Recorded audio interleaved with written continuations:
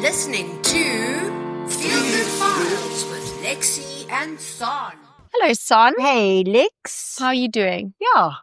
Beautiful September vibes. Yes, so lovely. One of the best months. It's I always love it. Yeah, not too hot, not too cold, so it's beautiful. Anyway, Everything's blooming. yes. So, should we dive into our file? Actually, before we dive into our file, look to all our YouTube subscribers on our channel. Look at our lovely new pillow done by one of our listeners, which was very, very kind of her. Gifted to you. Beautiful. We love it. So It's beautiful. for us. So there we go. And this beautiful picture of the two of us, hey, Son. Yeah, we really appreciate that. You know who you are. Yes, I'm sure you don't mind me mentioning your name, Chelsea. Yeah, she won't mind. So thank you, Chelsea. It's beautiful. Yeah, really love it. So thanks, Charles. Anyways, so today we will be chatting about what keeps us up at night. And it was a lovely idea that came out of our last file, which was about motherhood. Exactly. How we felt about motherhood. And possibly one of the things that, happens is all the anxiety that goes with being a parent. Yes. Not necessarily only a mother. Yes. Being a parent is a difficult role. Exactly. I mean, obviously it is a lovely role, but it is beautiful, difficult, and it does come with a lot of anxiety and stress and sleepless nights. You know, are you doing the right thing? Are you saying the right thing? Are you handling it in the right way? Anything that comes up, and as the seasons change in your child's life, are you actually coping? Yes, and I think, I also worry about my kids. They've moved recently schools, and are they making new friends? Are they okay? Those are things that have been keeping me up at night. Are they liking their new teacher? It's small things, but they're at a stage in their lives where their confidence is quite key. And I'm so scared that their confidence gets bashed down because their best friend from the other school isn't there. And, so that does worry me. And that's at the moment is what keeps me up at night. So I do feel that obviously it will change as they get older and, they get their best friend or a boyfriend or a girlfriend. And, those are things that will also then keep me up at night worrying about those silly little things. Also when they write exams and tests. I just want to stop and say none of that is silly, because it's, it's about your child's emotions. Yeah. And it's very relevant.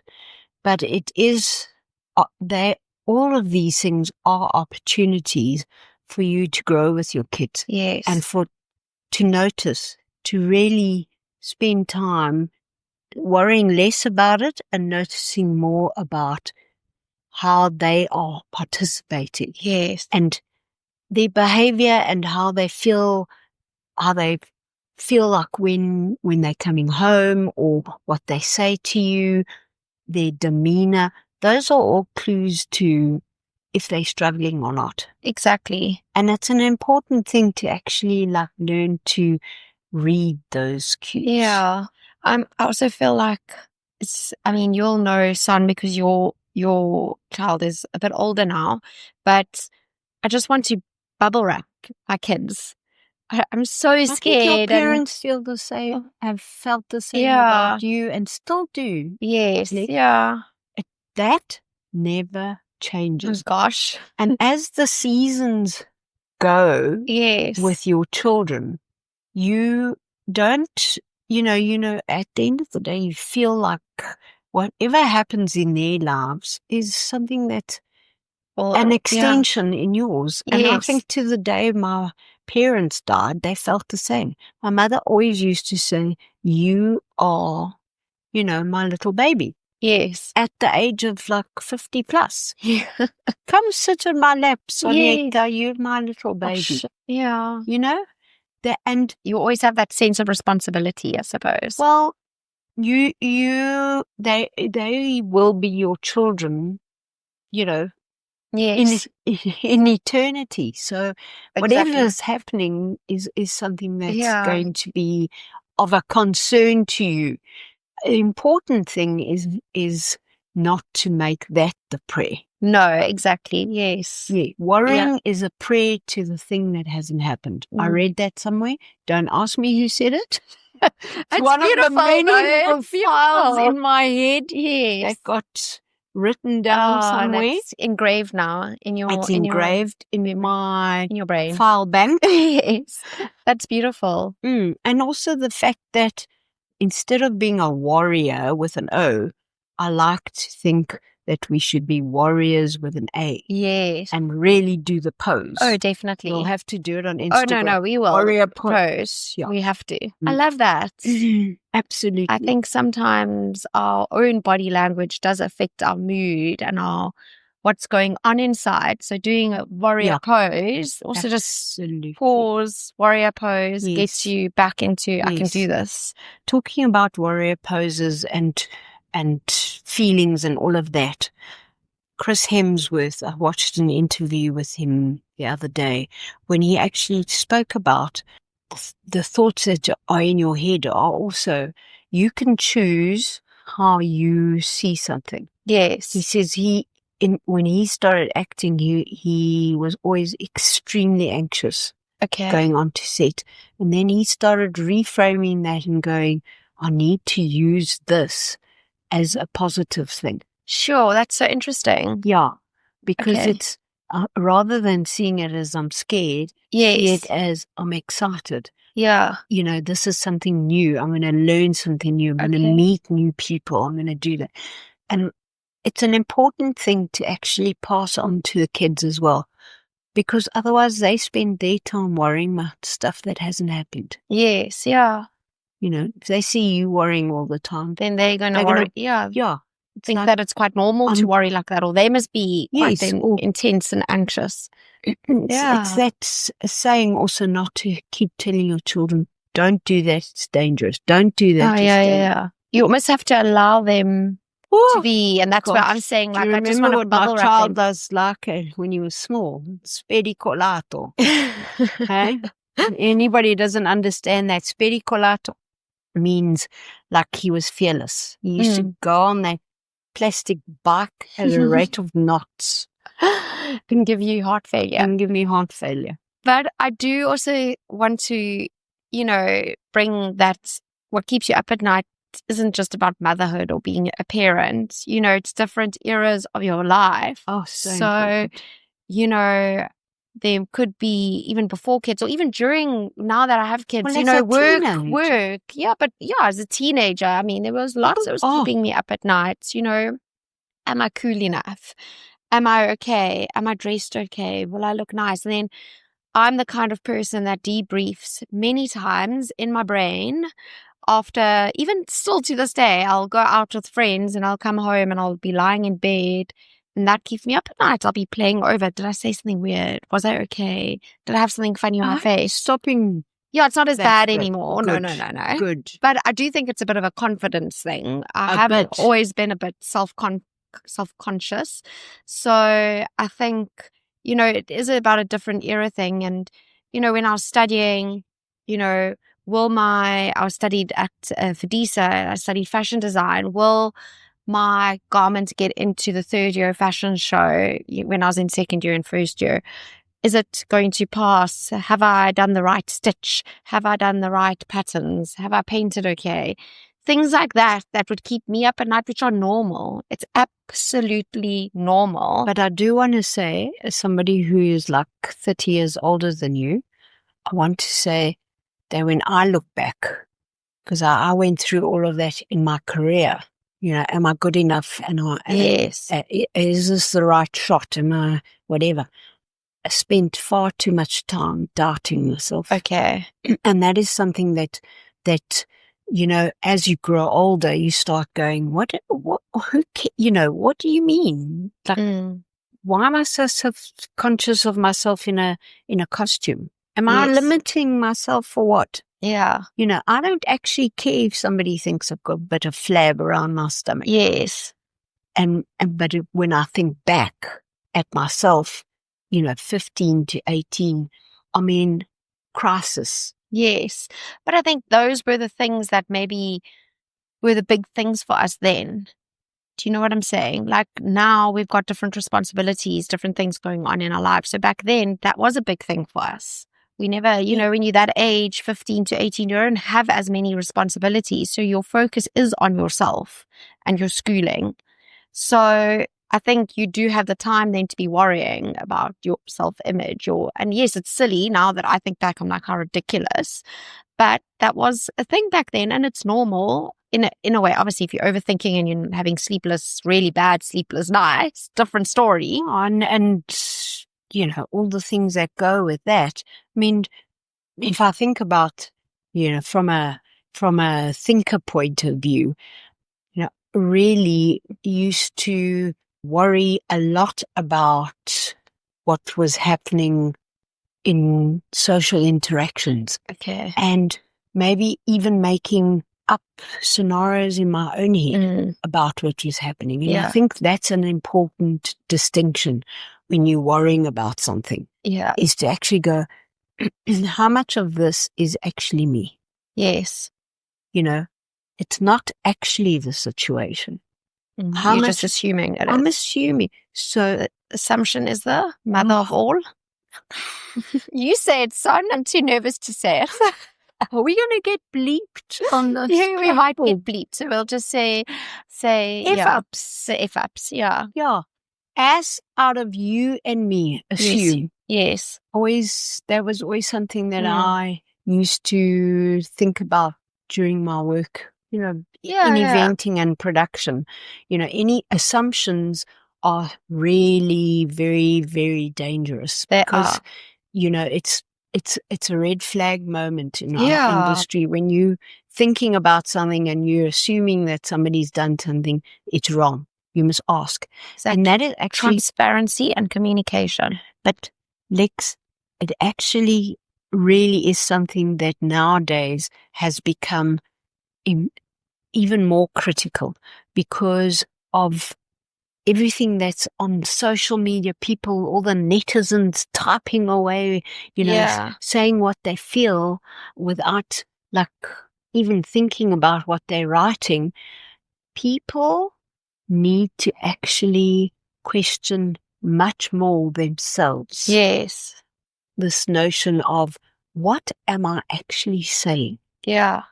I mean, did you understand what I said? Yeah. No, definitely. Talking it's about it. Yes, exactly. And also thinking before you talk and what you're saying and, how it affects other people. The words. Yes.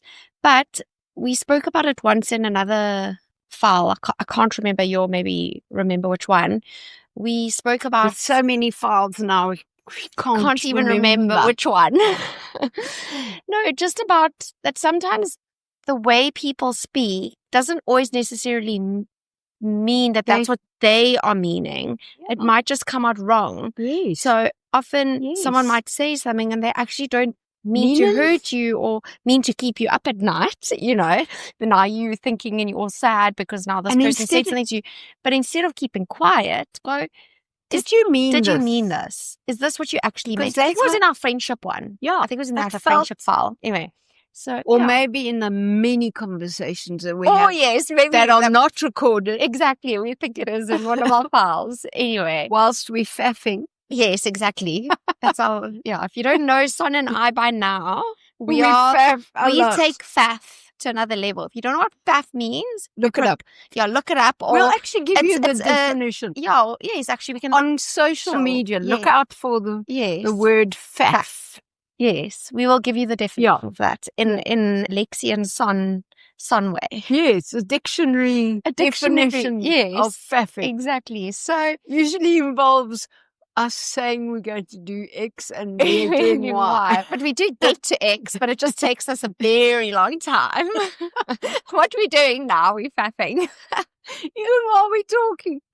Anyway, but so I think, like I was saying, often we don't actually communicate and be like, did you actually mean what you just said? So instead of worrying, yes, talk about it. Because actually the person's maybe like, I'm so sorry, I did not mean that to hurt you at all. I didn't mean it in that sense. Or, you know, actually I pick do. up a phone.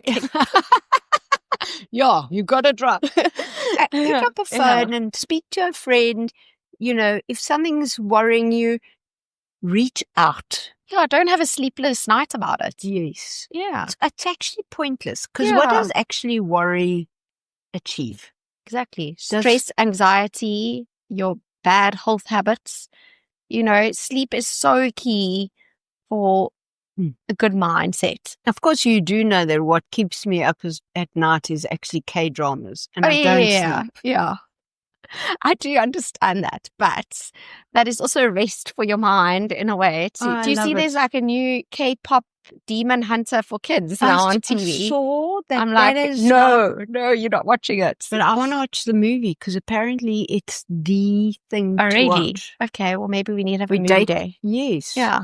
Yeah, we'll have to have a file that where we're actually watching the movie. But is it scary? Because that's what will keep me up at night. That's another thing. Scary horror movies will keep me up at night. Even if it is like really about like Jeepers Creepers or something, which is not even real. Like I don't even know. I will believe that Jeepers Creepers or whatever it is. That is a movie. Jeepers Creepers. I'm pretty sure. Yeah, no. Anyway. I stopped at The Shining. No. Still freaks me out, actually. Yeah. So that's actually another thing that keeps me up at night is like horrors. True horrors, like Saw. No. Cannot do those. Cannot. I don't know. The thing about this actually started, you know, I mean, we only got television in the 70s. And I don't remember how I managed, I think my sleep patterns over my entire life have not been very erratic. So I used to get up. Everybody was sleeping. Now I know why. The reason. Okay, makes sense. No, I'm joking. So I'm convinced that I did this with my parents sleeping because there was no, you know, I must have been about, I don't know, 12 or something. And I went to go and watch television, and late at night on SABC they used to show horror movies. Oh no. Later on they used to show I was going to say, Son, what kind of horrors were you watching at 12? ETV. Soft porn. You learn a lot. That's another story. And it was this movie. It was a movie set in Spain where people used to go into a phone booth. Oh no! And then get locked in. No. And then they were like, and they, you know, transported, locked in, whatever. I can't remember how it finished, but it scared the bejesus out of me that for months after that, I couldn't switch. I'd be scared to walk around. And what that brought out was the thought. So for a long time after that show, what happens to a person when they are like obviously claustrophobia or about to die? Yes. What goes through? Oh wow! I could not. No, son. It scared me so much, Alexa. Gosh. And I want to say that when you have a visual brain, people don't understand. You can't switch off. So if a scene does that, and now in movies, they're actually so literal that they don't even allow you to imagine it. Yes. You know, it becomes, I cannot get myself out of that. No, it's terrible. I can still think. That must still keep you up at night. Oh, well, I mean, probably get flashbacks. Part of me feels like I need to actually go and find who made that blooming show. Yeah. And really go put them in a telephone booth. You can't find one. Or in London, maybe. In London. It's become a museum piece. Yeah. You know, exactly. I'm too scared to actually walk in. Just like locked in. She's like it.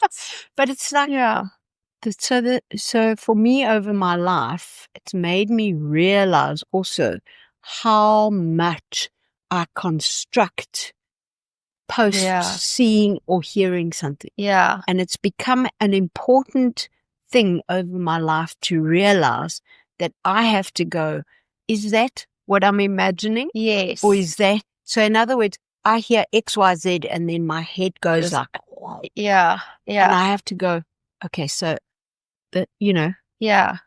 weird son. I have to go, ooh, am I really, am I thinking, I'm like way past what was said. Yes. I'm like going into a whole new realm. Yeah. And that is something that you have to remember, to actually reflect for yourself. Yeah. Are you worrying about something that's actually not even real? So true. It's very, very true. And it's important that, as your children grow, that you understand that your younger one she has a visual brain. She does. She really does. She sees things in her own way. Yeah. And that is an important thing to realize, that there'll be things that she watches. Yes. And might not be able to actually take it. Yeah. And it actually might scar her for very long. Not scar, you seem very scarred by the telephone. No, I'm telling you. But it is. It is like a scarring that gets embedded in, No, it's, yeah. And I do think people that are, yes, and how, I think a lot of people who are more visual brained do end up staying up at night. Yes. Because we are more prone to worrying more, we overthink more. Well, we're constructing that whole scenario. Yes. Almost, it's like Joe Silver talks about, that's how you manifest. Yeah. Because you start creating the visual in your brain. Yes. So rather use that technique for a positive outcome. Yes. As opposed to actually making it. That's like what Chris Hemsworth, almost similar what you, Exactly. Yeah. The positive, take the positive out of the negative. Start constructing that film in your head. Yeah. And make it less. Yeah. Not taking it into the worry situation, but more into a realm of the positive that can come out. Exactly. Whatever situation you're in. Yeah. Yeah. No. Anyway, it's very interesting because I think there's so many different things that can keep you up at night. And I think it's very, everyone has something. So it's, Yes. And to delve into why that is, and are you looking at it from all angles? Yeah. And could a reframe or perspective shift change the things that you worry about? Knowing that as you go through life, they're different things. Yeah. There's so many different things. And sometimes when you look back, you go, oh, was that a waste of my time or what? Yeah. And not to dwell too much on the worry. Yeah. No, definitely. I do feel that, how they say looking at your screen time before bed, and it's not good to do that. And I do think that when I do spend a lot of time on my screen, most nights I'm on my phone in bed, but when I have spent Come some nida.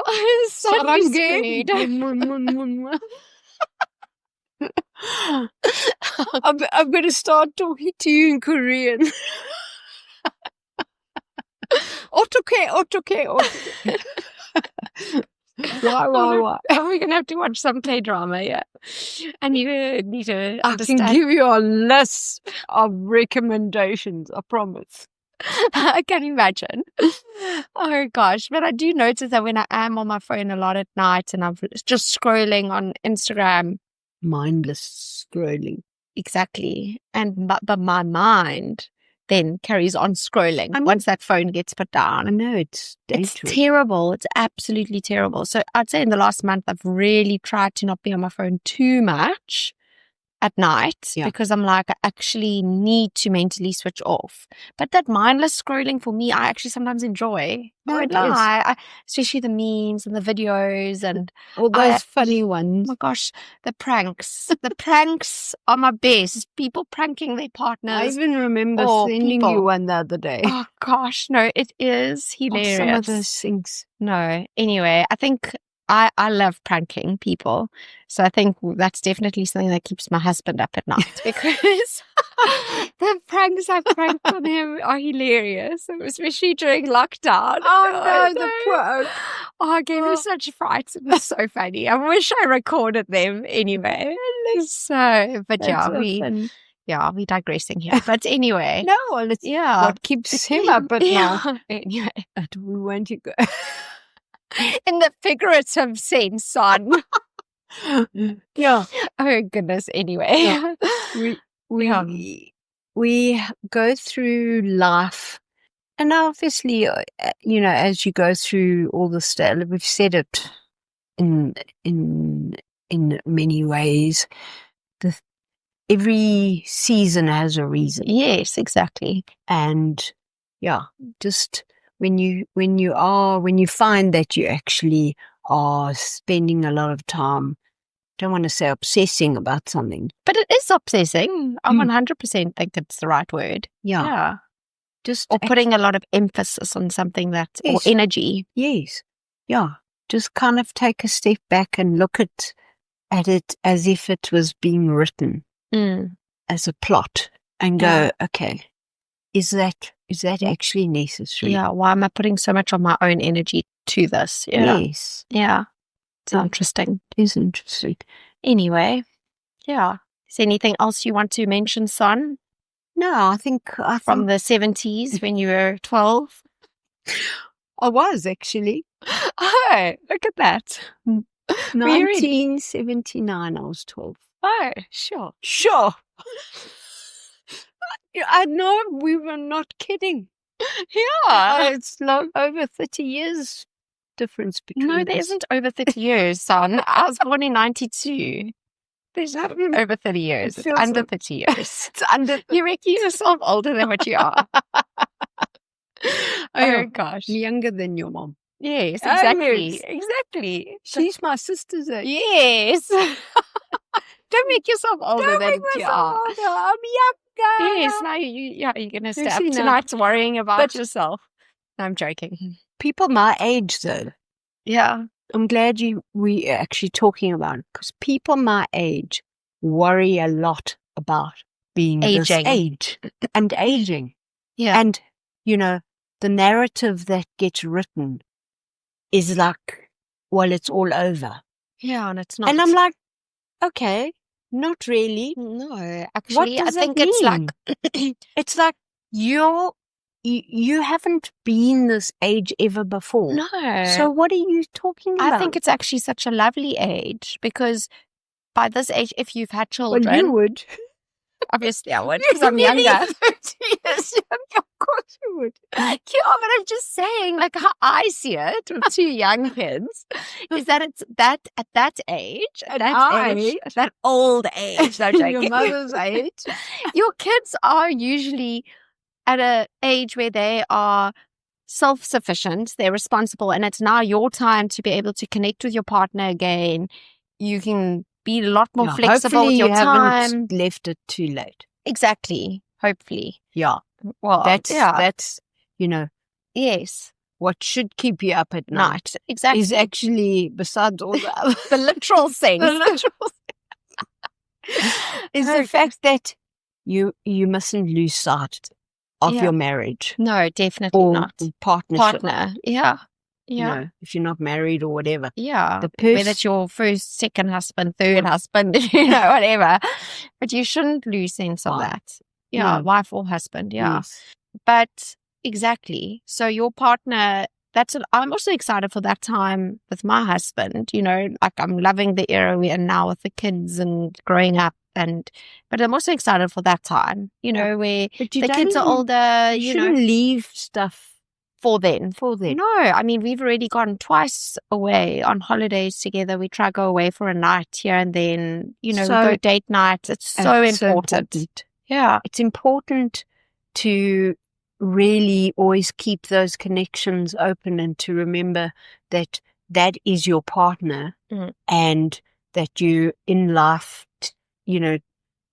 to give your children the most important thing, which is them seeing you and your husband together. Yeah. And everything else actually will fall into place. Well, everything else is adds to that. Yeah. But if they see that, exactly. you worry your kids. Yes, you worry less. Exactly.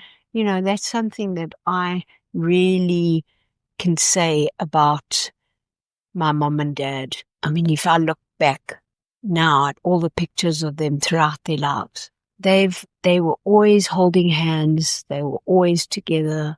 And as they grew older, they probably got even more affectionate. They did. And the fact that they actually loved each other's company. Yeah. And, used to listen to music together, watch television together, maybe not do enough. My mom wasn't great at going out with my dad as much as she should have been, but that was her thing, and that's... But also when we do the wellness, health, mental thing, but also it's something that it's been a lovely thing to remember about them now that they're no longer here. Yes. That's how you remember them together.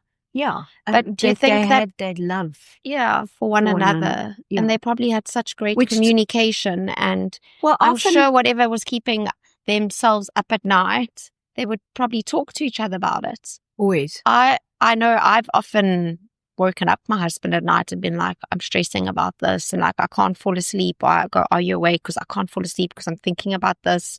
Or the next morning I'll discuss it with him.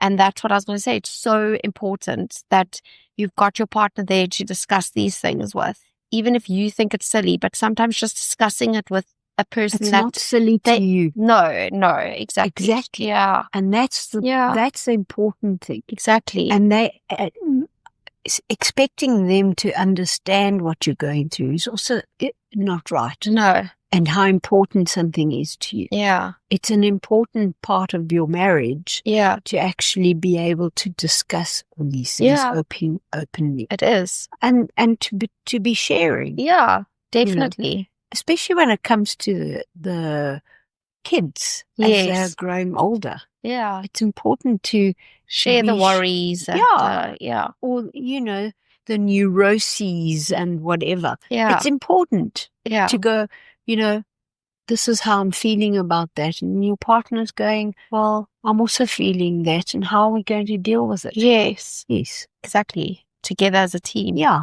It's beautiful. Yeah. Anyway. So the bottom line is that you worry less when you share more. 100%. That is beautiful, Son. Oh, love that. That's our quote. I think, Son's made up a beautiful quote there. Yeah. Really love that. Feel good files. You worry less when you share more. And don't be scared to share more. Exactly. And you'll get better sleep. Yeah. Exactly. Although I just started a new K-drama, so I don't think... No, but that's a separate discussion. I'm a binge watcher. But I must say, and we'll close on this, that when I go to sleep, I sleep fitfully. It's often, if I go to sleep and I haven't turned my brain off, then I'll wake up intermittently throughout the night, and I can... feel like I haven't really slept. Yeah. So it's that real switch off. Yeah. No, that's important. It's all the K-drama. It's like a lullaby for you. Puts you to sleep. Anyway. Put me to sleep. Thank you, Son. Oh, no, that was lovely. Yes, it was. It really was. So stop worrying about stuff, people out there. Yes. And share more. Share more. and like, share, and follow us. Yes, more. please. Please tell us Subscribe to more. us. Yeah, and give us your love and feedback. We really do appreciate it. So thank you. Thank you, Lex. Thanks, Son. Have a fabulous day. You too. We're going to go dance next. Yes. Bye. Bye.